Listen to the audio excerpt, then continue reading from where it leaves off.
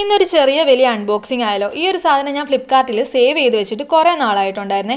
എല്ലാത്തിനും അതിൻ്റേതായ സമയമുണ്ട് ദാസ എന്ന് പറയുന്ന പോലെ എനിക്കിപ്പോഴായിരുന്നു സമയം കിട്ടിയത് ഈ ഒരു സാധനം ഒന്ന് ഓർഡർ ചെയ്ത് വാങ്ങാൻ. എന്താണെന്നല്ലേ, ഒരു പടം വരയ്ക്കുന്ന പേനയാണ്. ഇംഗ്ലീഷിൽ പറഞ്ഞ ബാൾ പെൻ എന്ന് പറയും. 8 കളേഴ്സാണ് വരുന്നത്. 220 രൂപയുള്ളൂ. ഒരെണ്ണമേ കിട്ടത്തുള്ളൂ എന്നും പറഞ്ഞ് വലിയ അടുത്ത് വാങ്ങിച്ചതാണ്. പക്ഷേ കൈ കിട്ടി അൺബോക്സ് ചെയ്തപ്പോഴാണ് ഒരു വലിയ ട്വിസ്റ്റ് ഉണ്ടായത്. 2 പേനയാണ്. നിങ്ങൾ ഞെട്ടിയില്ലേ? ഞാനും അതുപോലെ ഞെട്ടി. 2 പേനയോ? രണ്ടിനും സെയിം കളർ തന്നെയാണ് വരുന്നത്. എന്തായാലും അതിപ്പോൾ ലാഭമായി.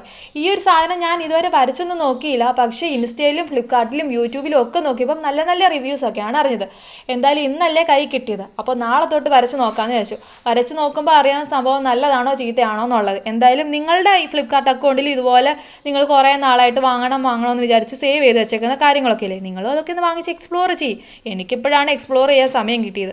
അപ്പോൾ ഈ ഒരു വീഡിയോ ഇഷ്ടപ്പെട്ടിട്ടുണ്ടെങ്കിൽ ലൈക്കും സബ്സ്ക്രൈബും കമൻറ്റും ഒന്നും ചെയ്യാൻ മറക്കല്ലേ. അപ്പോൾ താങ്ക് യു.